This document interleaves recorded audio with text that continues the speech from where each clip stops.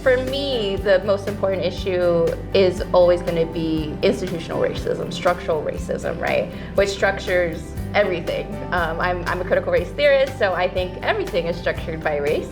And so for me, even if we try to sort of solve something maybe with education, if we don't actually think about how that system interacts with other systems, then we potentially aren't even going to solve the problem or even start to chip away at the problem. And so we have to think about these different systems. I specifically study sort of the carceral state, meaning that most of my research looks at the relationship between local law enforcement and immigration enforcement.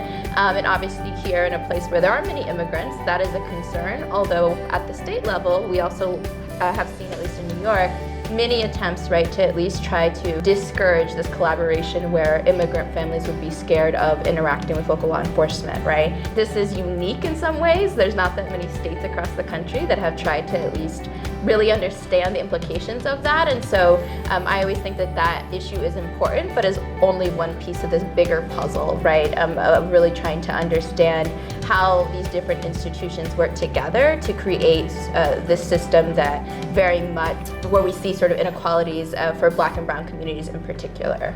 I mean, I would agree. I think I'm a racism theorist and scholar, so I see things through that lens.